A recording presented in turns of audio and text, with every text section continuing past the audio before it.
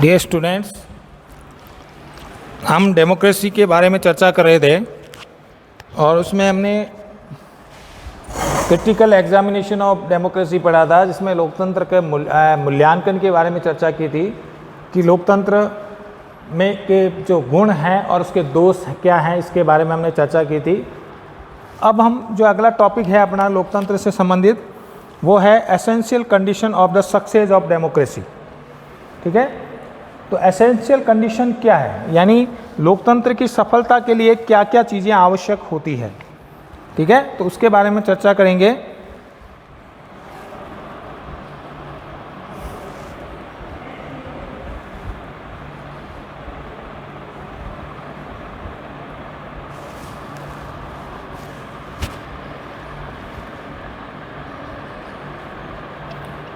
Essential condition for the success of democracy.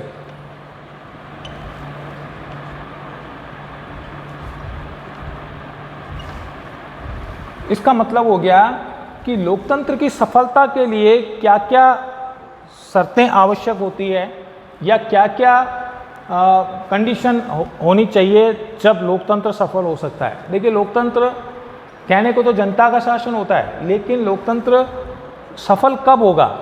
जब कुछ स्थितियां ऐसी होगी तब लोकतंत्र सफल हो सकता है, अन्यथा उन देशों में राजतंत्र या अन्य देशों जो शासन है वही सफल हो सकते हैं।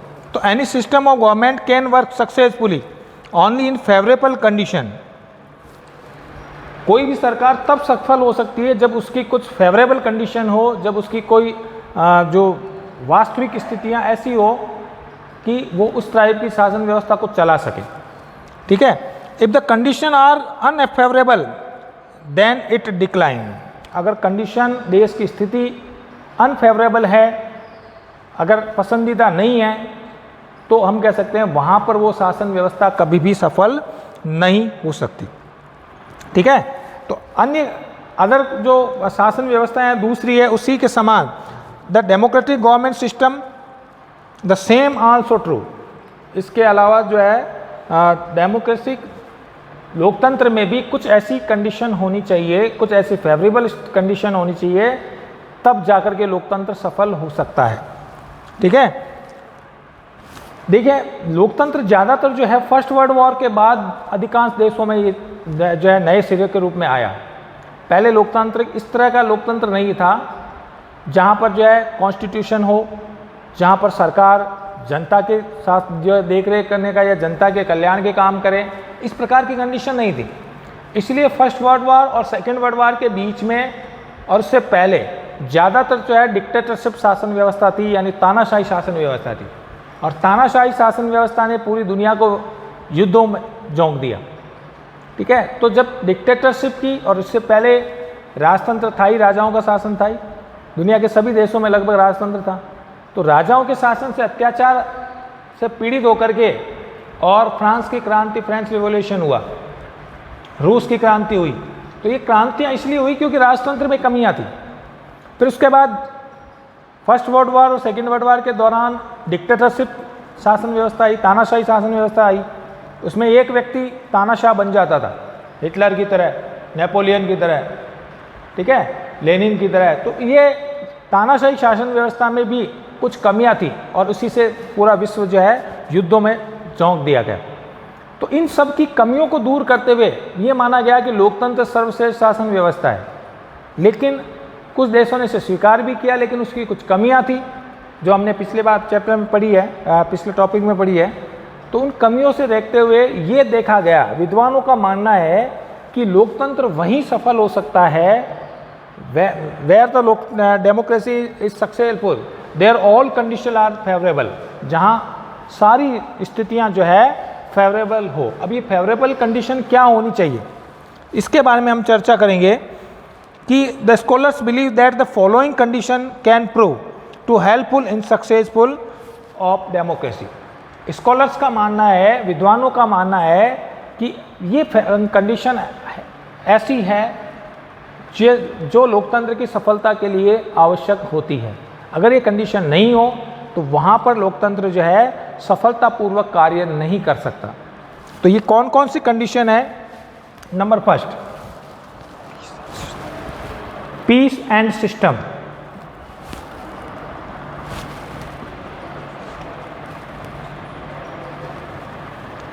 लोकतंत्र की सबसे पहली शर्त है, पहली कंडीशन है कि वहां पर शांति और व्यवस्था बनाए होना जरूरी है। ठीक है, क्योंकि लोकतंत्र को कहा जाता है जनता का शासन, और जनता का शासन तब होगा जब वहां देश में शांति व्यवस्था होगी। अगर वहां लड़ाई झगड़े होंगे, आए दिन दंगे होंगे, सांप्रदायिक दंगे होंगे, तो वहां पर चुनाव करवाना संभव नहीं है, और लोकतंत्र में हर 5 साल में चुनाव होने जरूरी है। ठीक है, अगर वहां पर हिंसा है, वहां आए दिन विद्रोह होते हैं, क्रांतियां होती है, लड़ाई झगड़े होते हैं, सशस्त्र विद्रोह होते हैं, तो फिर वहां पर लोकतंत्र कभी सफल नहीं हो सकता। ठीक है, तो लोकतंत्र के लिए पहली फेवरेबल कंडीशन क्या है कि वहां पर पीस और सिस्टम हो, यानी शांति और व्यवस्था बनाए जाना जरूरी है। तभी देश में समय समय पर चुनाव हो पाएंगे, देश में जो पब्लिक की प्रॉब्लम है उसको सॉल्व हो पाएगी। ठीक है, नहीं तो पूरा गवर्नमेंट का पूरा जो ध्यान है वो केवल शांति व्यवस्था बनाए रखने में लग जाएगा। अगर आए दिन लड़ाइयाँ हो रही है, ठीक है, आए दिन पड़ोसियों से युद्ध हो रहे हैं, देश के अंदर आए दिन हिंसा हो रही है, आए दिन आंदोलन हो रहे हैं, क्रांतियाँ हो रही है, तो फिर वो डेमोक्रेसी कभी सक्सेस नहीं हो सकती। इसलिए पहली फेवरेबल कंडीशन क्या होती है, जो it is a most favourable condition जो जरूरी है, वो है वहाँ पर पीस और सिस्टम होना चाहिए। So it is important for the success of democracy that the internal condition of the country should be normal. देश की आंतरिक स्थिति क्या होनी चाहिए, सामान्य होनी चाहिए। यानी लड़ाई झगड़े दंगे इस प्रकार के अगर होंगे तो वहाँ पर डेमोक्रेसी सक्सेस नहीं होगी। ठीक है, and the fear of war of external invention should not exist. अगर लोगों को फियर ऑफ वॉर हो, डर हो, किसका, युद्ध का, या एक्सटर्नल इन्वेजन हो, बाहरी आक्रमण हो, अगर वहां पर एक्सटर्नल इन्वेजन हो, बाहरी आक्रमण का डर हो, फियर ऑफ वॉर, युद्ध का डर हो, तो वहां पर कभी लोकतंत्र सफल नहीं होगा, क्योंकि पब्लिक आज़ादी से जी नहीं पाएगी। लोकतंत्र में फ्रीडम, स्वतंत्रता और इक्वलिटी और जो आपके सबसे बड़ी शर्तें हैं कि वहाँ लोगों को, पब्लिक को राइट्स मिले, अधिकार मिले, फ्रीडम मिले। और अगर देश की आंतरिक कंडीशन ऐसी नहीं हो कि राजस्थान का व्यक्ति गुजरात नहीं जा सकता है, गुजरात का व्यक्ति महाराष्ट्र नहीं जा सकता है, या महाराष्ट्र का जम्मू कश्मीर नहीं जा सकता है, तो ये फियर ऑफ वॉर है, डर है, तो वहाँ पर डेमोक्रेसी सफल नहीं हो। तो लोकतंत्र की पहली जो फेवरेबल कंडीशन है वो है कि वहाँ पब्लिक के मन में फियर ऑफ वॉर या एक्सटर्नल इन्वेंशन का जो है डर नहीं हो, बाहरी आक्रमण का डर नहीं हो। In such condition decentralization of power remains intent and people can utilize their freedom. अगर शक्तियाँ डिसेंट्रलाइज होगी, शक्तियाँ जो है, शक्तियाँ एक जगह एकत्रित होगी तो लोकतंत्र नहीं माना जाएगा। शक्तियों का बंटवारा होगा, सेंट्रल गवर्नमेंट में, स्टेट गवर्नमेंट में, ठीक है, लोकल गवर्नमेंट में शक्तियाँ बटी होगी, और सरपंच अपने गांव की देख रेख करेगा, एमपी अपने क्षेत्र की देख रेख करेगा, एमएलए अपनी देख रेख क्षेत्र करेगा, नगर प्रमुख है या जो चेयरमैन है तो वो अपने शहर की देख रेख करेगा। तो यहाँ पर शक्तियों का डिसेंट्रलाइज होगा, शक्तियाँ बटी हुई होगी, और तब वो शक्तियाँ काम कर पाएगी जब उन्हें किसी तरह का डर नहीं। ठीक है, but the movement which challenge the satisfy stability and system of a country are organize, और if there is external invention then the government centralise the power of national integrity. लेकिन जब भी देश को बाहरी आक्रमण का डर होगा, युद्ध का डर होगा, तो शक्तियाँ जो है वो क्या, डिसेंट्रलाइज नहीं रह पाएगी, सारी शक्तियाँ सेंट्रलाइज करनी पड़ेगी। इंडिया में भी आपने पढ़ा है, इमरजेंसी पावर पढ़ा है ना, इमरजेंसी पावर, इमरजेंसी जब कंडीशन होती है तो सारी शक्तियाँ एक जगह केंद्रित हो जाती है। तो अगर देश में बार बार ऐसी स्थितियाँ उत्पन्न होगी तो शक्तियाँ डिसेंट्रलाइज नहीं रह पाएगी, पावर सेंट्रलाइज हो जाएगा, और सेंट्रलाइज पावर में पब्लिक को फ्रीडम नहीं मिलेगा। अगर शक्तियाँ सेंट्रलाइज पावर है, शक्तियाँ एक जगह हैं, तो फिर पब्लिक को जो है राइट्स प्राप्त नहीं होंगे, फिर हम कैसे, वहाँ लोकतंत्र कैसे सफल होगा। ठीक है, इसलिए ये फेवरेबल कंडीशन नहीं है कि वहाँ आए दिन युद्ध का डर है, आए दिन क्रांतियाँ हुए। ठीक है, तो then the government centralise the power of for nation integrity and the safely and applies censorship on the freedom of people. और जब देश सेंट्रलाइज पावर हो जाएगी तो सरकार क्या करेगी, सारी शक्तियाँ अपने हाथ में ले लेगी। फिर आपको न तो बोलने का अधिकार है, न कहीं आने जाने का अधिकार है, न कहीं घूमने का अधिकार है, न कोई व्यापार करने का अधिकार। ठीक है, कब? जब गवर्नमेंट सेंट्रलाइज हो जाती है। तो ये कंडीशन कब होगी? जब देश में युद्धों का डर हो, जब देश में क्रांतियाँ हों, तो वहाँ पर लोकतंत्र जो है कभी सक्सेस नहीं हो पाएगा। ठीक है, so in such condition democracy start to the decline which pass the path for the formation of dictatorship government. और जब शक्तियाँ डिसेंट्रलाइज होने लग जाएगी तो वहाँ डेमोक्रेसी किस में चेंज हो जाएगी? डेमोक्रेसी चेंज हो जाएगी डिक्टेटरशिप में। डेमोक्रेसी किस में चेंज हो जाएगी? डिक्टेटरशिप में। ठीक है,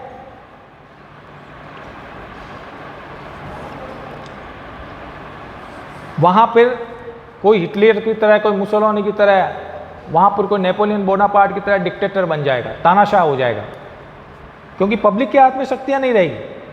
ठीक है, और देश में, देश का जो कॉन्स्टिट्यूशन भी वो पावर देता है गवर्नमेंट को कि जब इमरजेंसी कंडीशन हो तब सारी जो डिसेंट्रलाइज जो पावर है वो एक जगह सेंट्रलाइज हो जाते हैं। और डिसेंट्रलाइज पोजीशन में नेपोलियन बोनापार्ट के उदय का कारण यही था कि सारी शक्तियाँ उसने अपने हाथ में ले ली।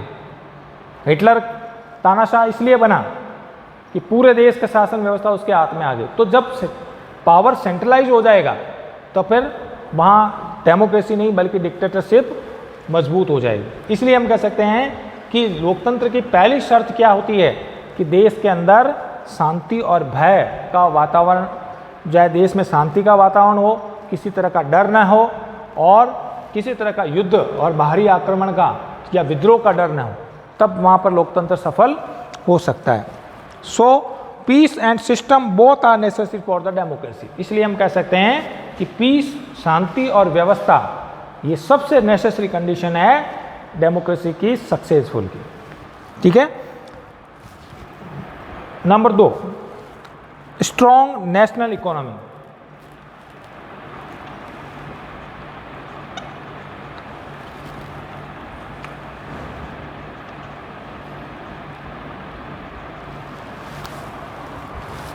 लोकतंत्र की सफलता की दूसरी शर्त है कि वहाँ पर इकोनॉमी जो है वो सॉलिड होनी चाहिए, इकोनॉमी जो है वो स्ट्रॉन्ग होनी चाहिए। क्योंकि लोकतंत्र में पब्लिक के भले के काम कब किए जाएंगे? कब सड़कें बनेगी, कब यातायात सुविधाएं मिलेगी, कब लोगों को स्वास्थ्य सुविधाएं मिलेगी, कब सड़क जो है अन्य तरह की पावर मिलेगी, बिजली मिलेगी, ये पीने का पानी मिलेगा, ये कब है? इसके लिए ज़रूरी है कि इकोनॉमी, देश की जो कंडीशन है, देश की आर्थिक स्थिति है वो मजबूत होनी चाहिए। तब जनता की हर प्रॉब्लम का सॉल्व हो सकता है। देश की गवर्नमेंट ही अगर उसके पास इकोनॉमिक फेलियर है, अगर आर्थिक स्थिति कंट्रोल नहीं है, महंगाई बढ़ रही है, तो फिर पब्लिक जो है, सरकार जनता के जो है मांगों को नहीं रोक पाएगी। इसीलिए सॉलिड जो है इकोनॉमिक कंडीशन सॉलिड होनी जरूरी है, अन्यथा फिर लोकतंत्र वहाँ सफल नहीं हो पाएगा। So it is essential for the success of democracy that the national economy is sufficiently strong enough. तो इसकी सफलता के लिए ज़रूरी है कि देश की आर्थिक स्थिति क्या होनी चाहिए? स्ट्रॉन्ग होनी चाहिए, मजबूत होनी चाहिए। If a nation economy is suffering from industrial crisis, अगर देश में आए दिन औद्योगिक बंद होते हैं, देश में आए दिन हड़तालें होती है, then industrial chaos also occurs in such nations and the entire nation economy get disturb. और जब उद्योग बंद होने लग जावें, फैक्ट्रियां बंद होने लग जावें, एग्रीकल्चर बंद होने लग जावें, तो देश की इकोनॉमी सॉलिड कैसे होगी? जब देश में आए दिन हड़तालें हो, फैक्ट्रियां बंद हो, इंडस्ट्री चालू नहीं हो। अभी आपने पढ़ा है, अभी तो देखा है आपने, कोरोना काल में गवर्नमेंट ने 3 महीने 2 महीने जो है लॉकडाउन रखा, तो देश की क्या कंडीशन हुई? अभी तक उसको कंट्रोल नहीं किया जा सका, क्योंकि इंडस्ट्री सारी बंद थी, प्रोडक्शन हो नहीं रहा था। तो जब देश की, इसलिए कहते हैं कि इकोनॉमी, उस समय भारत जो है अब भी कह सकते हैं भारत 1 साल पीछे चला गया, भारत ही नहीं पूरा वर्ल्ड, क्योंकि देश में कोरोना स्थिति पूरे वर्ल्ड में थी। ठीक है, तो अगर देश की इकोनॉमिक कंडीशन सॉलिड नहीं हो पाएगी तो वहाँ पर डेमोक्रेसी सफल नहीं हो पाएगी, वहाँ पर जो है गरीबों के जो प्रॉब्लम है उनको सॉल्व नहीं कर पा दिया जाए। तो इसलिए हम कह सकते हैं कि after first world war democracy ended in Germany and Italy when the national economy of these countries has become disturb and dictatorship was established there. अगर हम बात करें जर्मनी की, इटली की, फर्स्ट वर्ल्ड वॉर के टाइम इन्होंने सारा पैसा अपना युद्ध में खर्च कर दिया। ठीक है, युद्ध को जीतने में खर्च कर दिया। प्रथम विश्व युद्ध जब हुआ था 1914 से 1919, उस समय इन देशों ने अपना सारा पैसा युद्ध पर खर्च कर दिया, तो इनकी इकोनॉमिक कंडीशन क्या होगी? पुअर होगी, गरीब हो गए। और इसीलिए उसी समय इन देशों में डिक्टेटरशिप ने जन्म लिया। इन देशों ने क्या किया, यहाँ पर कुछ डिक्टेटरशिप जो है, कुछ डिक्टेटर पैदा हुए, हिटलर है, मुसोलिनी है, लेनिन है, इस प्रकार के जो है डिक्टेटर इन देशों में आए और वहाँ डेमोक्रेसी फेल्ड हो गई और डिक्टेटरशिप चालू हो गई। क्यों? क्योंकि देश की इकोनॉमिक कंडीशन पुअर हो गई। जो देश की आर्थिक स्थिति जब खराब हो जाती है तो वहाँ पर गवर्नमेंट पब्लिक की प्रॉब्लम को सॉल्व नहीं कर पाएगी और फिर वो ऐसे व्यक्ति की तलाश करेगी जो देश के लिए क्या करे, अच्छे काम करे। देश जब भूखे मरने की स्थिति आ जाए, सोवियत संघ का जो है, सोवियत यूनियन का विघटन इसीलिए हुआ था 1991 में। दुनिया की सबसे बड़ी ताकत गिनी जाती थी सोवियत संघ, अमेरिका और सोवियत संघ। तो उनमें वहाँ उनके गिरने का, सोवियत संघ के बिखराव का कारण ही क्या था कि वहाँ की आर्थिक स्थिति खराब हो गई, पब्लिक भूखे मरने लगी, इंडस्ट्री बंद होने लगी। तो अगर ऐसी कंडीशन हो तो वहाँ पर डिक्टेट जो है डेमोक्रेसी किसमें से चेंज हो जाती है? डिक्टेटरशिप में। ठीक है, तो इसलिए देश की इकोनॉमिक कंडीशन का मजबूत होना डेमोक्रेसी की जो है एसेंशियल कंडीशन है। ये इसकी फेवरेबल कंडीशन है कि इकोनॉमी अगर सॉलिड नहीं हुई तो देश जो है वो डेमोक्रेसी से डिक्टेटरशिप में चेंज हो जाएगा। ठीक है, in the same way after the second war democracy ended in the countries of eastern Europe due to economic turmoil. इसी प्रकार सेकेंड वर्ल्ड वॉर के समय यूरोप की स्थिति हालत खराब हो गई। यूरोप है, इंग्लैंड, यूरोप के देशों की आर्थिक, क्योंकि उन्होंने अपना सारा पैसा युद्धों में खर्च कर दिया तो वो उनकी कंडीशन खराब हुई। इसलिए अमेरिका को बड़ी ताकत बनने का मौका मिला। ठीक है, वरना यूरोपियन कंडीशन तो बहुत अच्छी थी, लेकिन उन्होंने अपना सारा धन, अपना सारे जो पैसा है वो हथियार खरीदने में, युद्ध सेना रखने में खर्च कर दिए। तो वहाँ पर पब्लिक में गरीब जो है, पॉवर्टी आ गई, गरीबी आ गई। तो इसलिए कह सकते हैं कि इकोनॉमिक कंडीशन अगर सॉलिड नहीं है तो वहाँ डेमोक्रेसी सफल नहीं हो सकती। They are not success of democracy without peace and system and without solid strong economy, solid और स्ट्रॉन्ग इकोनॉमी। तो बिना शांति और व्यवस्था के और बिना आर्थिक कंडीशन के सॉलिड हुए बिना हम कह सकते हैं वहाँ पर कभी भी लोकतंत्र सफल नहीं हो सकता। ठीक है, सो in modern time the main reason of failure of democracy in Latin America state is their dictating economy। तो वर्तमान में भी अगर कोई देश फेल होता है तो उसका मुख्य कारण है उस देश की आर्थिक कंडीशन, इकोनॉमिक कंडीशन। ठीक है, तीसरी जो कंडीशन है एस्टेब्लिशमेंट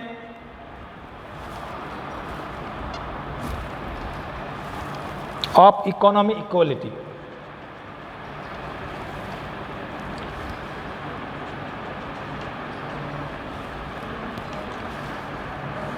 डेमोक्रेसी की सफलता के लिए तीसरी शर्त है कि वहाँ पर जो है वो इकोनॉमिक इक्वलिटी होनी चाहिए, आर्थिक समानता होनी चाहिए। ठीक है, अगर देश में गरीब और अमीर का अंतर बहुत ज़्यादा है, कुछ लोग इतने गरीब हैं कि 2 टाइम की रोटी उनको नहीं मिल रही है और कुछ लोग इतने अमीर हैं कि उनके पास सब कुछ है। ठीक है, तो वहाँ पर क्या करेगा, गरीबों का जीना दुश्मर हो जाएगा और वो फिर क्या करेंगे, वो फिर वॉर का रास्ता अपनाएंगे, वो फिर क्या करेंगे, क्रांति का रास्ता अपनाएंगे। ठीक है, तो इसलिए देश की इकोनॉमिक कंडीशन, हम ये कह सकते हैं सेम तो नहीं, पॉसिबल नहीं है कि सबकी इनकम बराबर हो, लेकिन जो गरीब और अमीर का जो अंतर है वो ज़्यादा नहीं होना चाहिए। हर व्यक्ति को इतना मिले कि 2 टाइम की रोटी उसे मिल जाए, तो वहाँ पर लोकतंत्र सफल हो सकता है। अगर गरीबी और अमीरी का अंतर जितना ज़्यादा होगा, वहाँ लोकतंत्र उतना ही ज़्यादा खतरे में आएगा, क्योंकि फिर गरीबों के पास क्रांति के अलावा कोई साधन नहीं होगा। ठीक है, इसलिए हम कह सकते हैं कि इकोनॉमिक जो इक्वलिटी है, आर्थिक समानता, प्योर इकोनॉमिक इक्वलिटी तो पॉसिबल नहीं है, लेकिन जहाँ तक हो सके गरीब और अमीर का अंतर कम होना चाहिए, तब वहाँ लोकतंत्र सफल हो सकता है। ठीक है, for successful running of democracy only a strong economy is not sufficient. केवल आर्थिक समृद्धता जरूरी नहीं है कि कुछ लोगों के पास इतना पैसा हो और बाकी लोग गरीबी में जिए। ठीक है, तो स्ट्रॉन्ग इकोनॉमी के साथ साथ इकोनॉमिक इक्वलिटी भी जरूरी होती है। ठीक है, along with this is also important the economic equality should exist in A state of considerable extent. तो स्ट्रॉन्ग इकोनॉमी के साथ साथ इकोनॉमिक इक्वलिटी भी होनी जरूरी है। गरीब अमीर का अंतर इतना अधिक नहीं हो कि कुछ लोग भूख से मर रहे हैं और कुछ लोगों के पास इतना पैसा है कि उनको खुद को नहीं पता। अगर इतना अंतर होगा, अनइक्वलिटी होगी, तो वहाँ पर आए दिन क्रांतियाँ होगी, आए दिन चोरी होगी, हत्याएँ होगी, डकैतियाँ होगी। इसलिए इकोनॉमी इक्वलिटी जो है इसके लिए ज़रूरी शर्त है, नेसेसरी कंडीशन है। ठीक है, इकोनॉमिक इक्वलिटी, अभी आप बात करते हैं कि what is the meaning of economic equality. आर्थिक समानता का मतलब क्या हो गया कि आर्थिक समानता का मतलब ये हो गया कि जो गैप है किसके बीच में, पुअर के बीच में और रिचेस्ट के बीच में, ये गैप बहुत ज़्यादा नहीं होना चाहिए। गैप तो होगा, ऐसे नहीं कि सबकी इकोनॉमी बराबर हो जाए, ऐसे नहीं, गैप तो होगा, लेकिन इतना गैप नहीं होना चाहिए कि पुअर लोग जो है वो गरीब लोग भूख से मरे और रिच के पास रिचेस्ट इतना पैसा हो, ऐसा नहीं। इकोनॉमिक जो गैप है वो ज़्यादा नहीं होना चाहिए। ठीक है, तो in the strong considerable the gap between the rich and the poor should not be wide. Economic equality का मतलब ये नहीं कि सबकी आय बराबर हो जाए। इकोनॉमिक इक्वलिटी का मतलब है कि रिच और पुअर के बीच में जो गैप है वो बहुत ज़्यादा वाइड नहीं होना चाहिए, बहुत ज़्यादा अंतर नहीं होना चाहिए। ठीक है, इसका मतलब गरीबों को कम से कम इतना मिले कि वो अपने परिवार का गुजारा कर सके।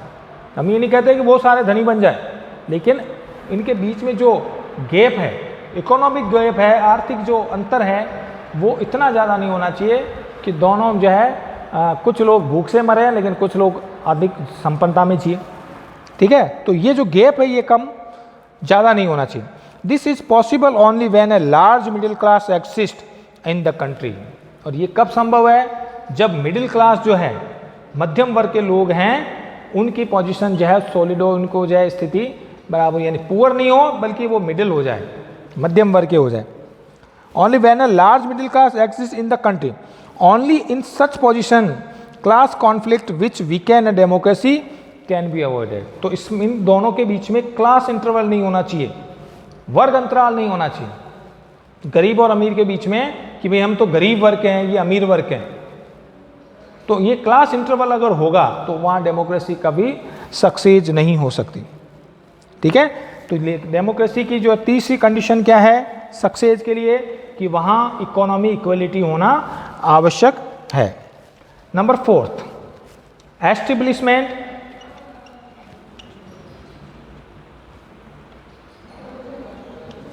Of social justice.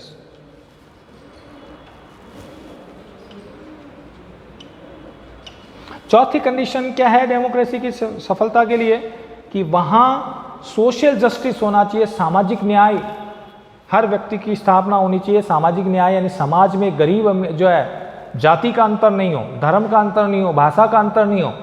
अगर इस प्रकार का सामाजिक भेदभाव अगर होगा, बर्थ प्लेस का, रिलीजन का, कास्ट का, ठीक है, इस प्रकार का अगर डिस्क्रिमिनेशन होगा, अंतर होगा, तो वहाँ लोकतंत्र सफल नहीं। क्योंकि आए दिन लड़ाई झगड़े होंगे। इंडिया जैसे कंट्री में सांप्रदायिक जो दंगे होते हैं ना, या इंटरकास्ट जो फाइट होती है, अंतरजातीय जो लड़ाइयाँ होती है, तो सरकार का पूरा ध्यान उन्हीं को दूर करने में लग जाएगा। ठीक है, तो जाति, भाषा, रंग, या वंश, इन चीज़ का अंतर अगर होगा तो वहाँ लोकतंत्र कभी सफल नहीं हो सकता, या वहाँ आए दिन जो है वो लड़ाई झगड़े होंगे। ठीक है। In the essential for the success of democracy that no discrimination should be made with the individual, क्योंकि आदमी आदमी में किसी तरह का कोई डिस्क्रिमिनेशन, किसी प्रकार का कोई अंतर नहीं होना चाहिए। ठीक है। On the basic of religion, कौन सा अंतर नहीं होना चाहिए? धर्म का अंतर नहीं होना चाहिए, कास्ट का अंतर नहीं होना चाहिए, लैंग्वेज का अंतर नहीं होना चाहिए, कलर्स का अंतर नहीं होना चाहिए, ब्रीड का अंतर नहीं होना चाहिए, बर्थ प्लेस का अंतर नहीं होना चाहिए। अगर ये अंतर होंगे तो वहाँ पर आए दिन लड़ाई झगड़े होंगे।